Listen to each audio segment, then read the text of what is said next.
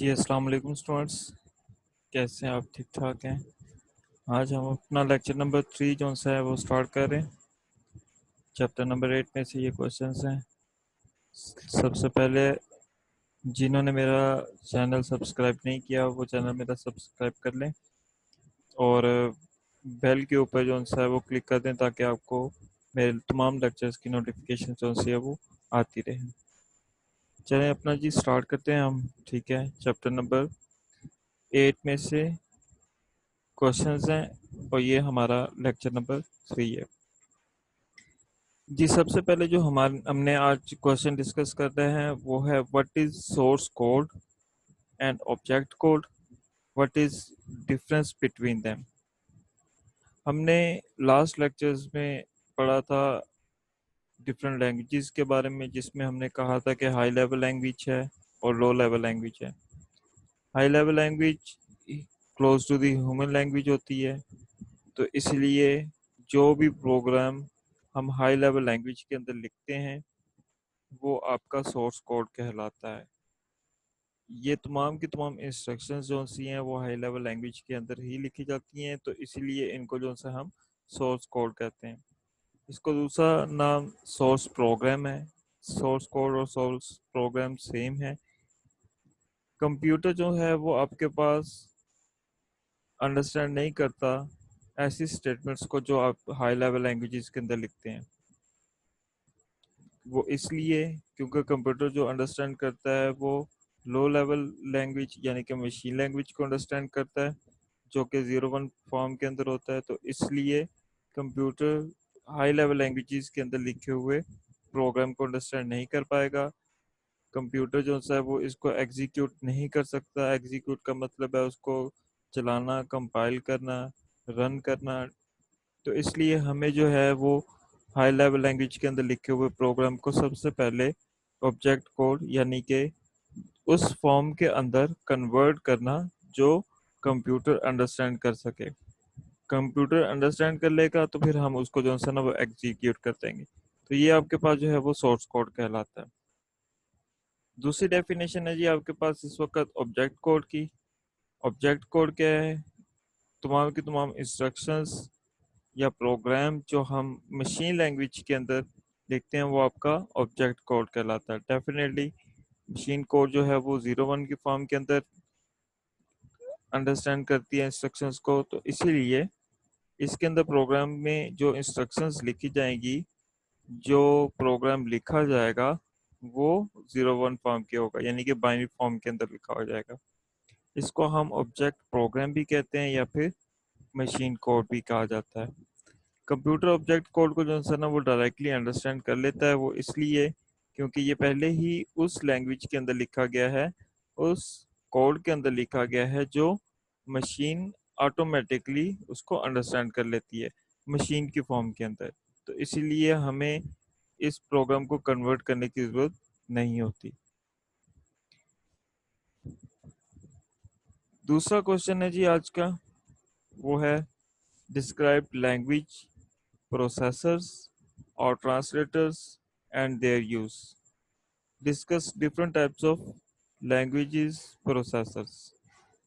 देखें हमारे पास लैंग्वेज के बारे में हमने कहा था कि ऐसी जुबान को कहा जाता है जो अंडरस्टैंड कर सके हम। तो यहाँ पे आपके पास कंप्यूटर के अंदर दो तरह की लैंग्वेजेस आ जाती हैं, हाई लेवल लैंग्वेजेस और लो लेवल लैंग्वेजेस।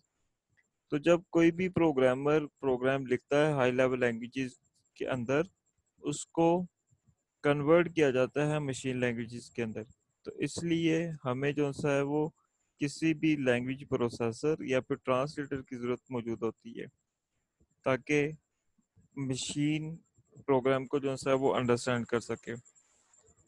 तो लैंग्वेज प्रोसेसर या फिर ट्रांसलेटर आपके पास एक सिस्टम सॉफ्टवेयर होता है जो हाई लेवल लैंग्वेज के अंदर लिखे हुए प्रोग्राम्स को कन्वर्ट कर देता है मशीन लैंग्वेजेस के अंदर।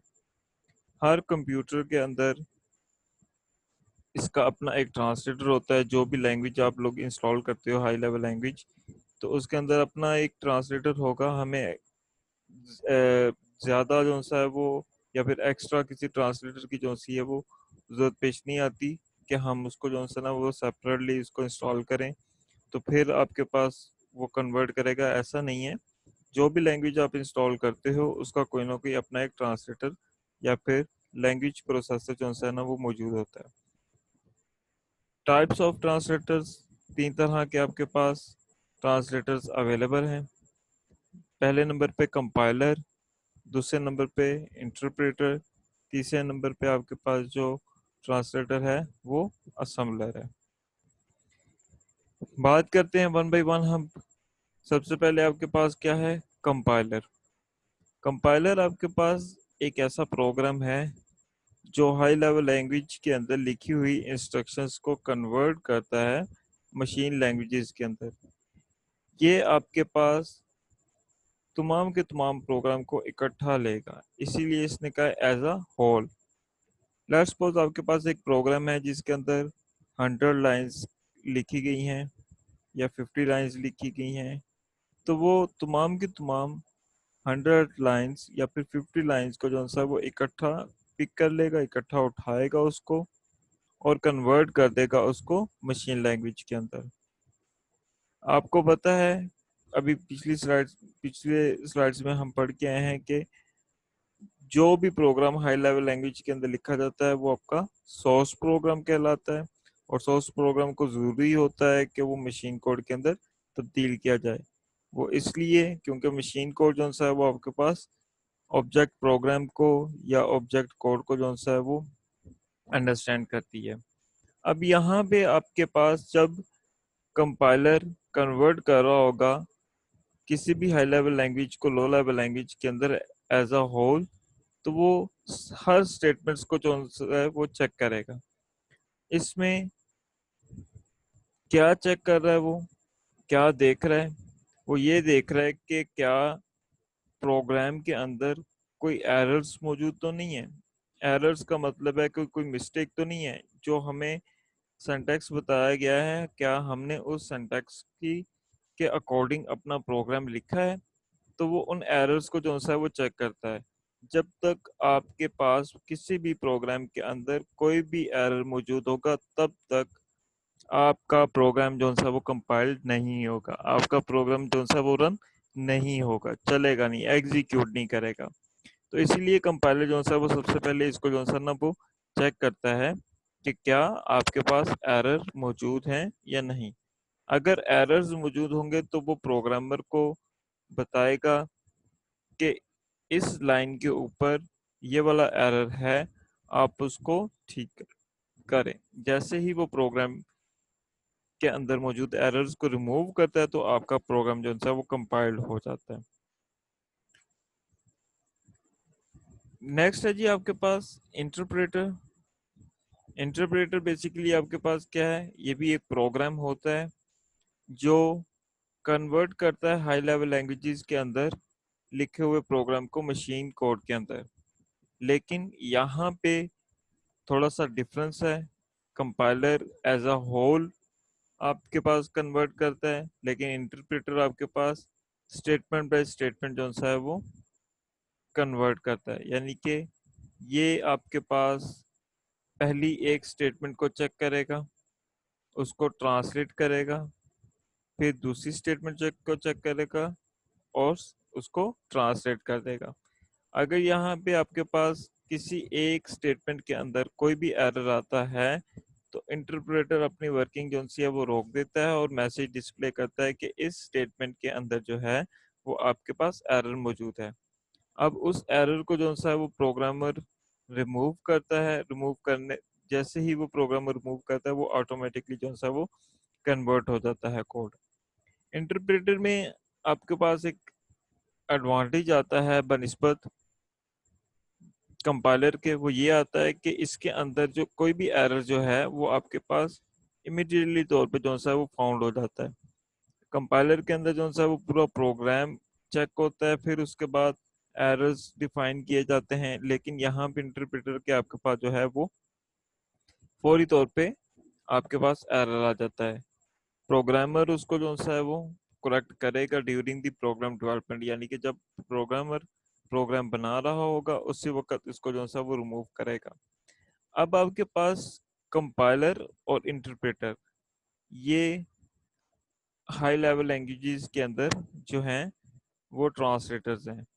कुछ हाई लेवल लैंग्वेजेस जो हैं वो कंपाइलर को यूज करती हैं, जैसे सी प्लस प्लस है, ठीक है, सी है आपके पास, ये कंपाइलर का इस्तेमाल करती हैं। कुछ आपके पास इंटरप्रेटर हैं, वो यूज करते हैं। इसमें GW बेसिक है, वो इंटरप्रेटर के तौर पे जो सा है वो इस्तेमाल में आती है। तो ये आपके पास दूसरा ट्रांसलेटर था। तीसरा ट्रांसलेटर है आपके पास असेंबलर। असेंबलर क्या है? असेंबलर भी आपके पास एक ट्रांसलेटर है जो असेंबली लैंग्वेज के अंदर लिखे हुए प्रोग्राम को कन्वर्ट कर देता है मशीन लैंग्वेज के अंदर। अब यहाँ पे देखा जाए तो असेंबलर भी आपके पास जो है वो लो लेवल लैंग्वेज के अंदर आता है, लेकिन या असेंबली लैंग्वेज के अंदर जो है वो इंग्लिश लाइक वर्ड्स यूज किए जाते हैं, तो इसीलिए उसको भी कन्वर्ट करना पड़ता है मशीन लैंग्वेज के अंदर। तो इसीलिए यहाँ पे मेंशन आउट है कि असेंबलर ट्रांसलेट करता है असेंबली लैंग्वेज के अंदर लिखे हुए प्रोग्राम को मशीन लैंग्वेज के अंदर। दूसरी लैंग्वेजेस जो हमने पढ़ी हैं हाई लेवल लैंग्वेजेस, उनमें कंपाइलर मौजूद है, उनमें इंटरप्रेटर मौजूद है, लेकिन असेंबलर जो है सिर्फ असेंबली लैंग्वेज के अंदर ही मौजूद होता है, इसीलिए इसको हम जो है वो असेंबलर कहते हैं। तो ये तीन इंटरप्रेटर हैं।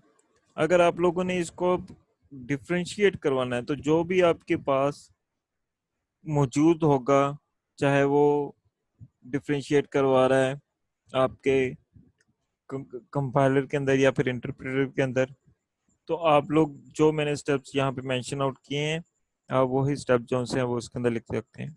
होप सो आपको आज का लेक्चर जो है वो अच्छा लगा होगा।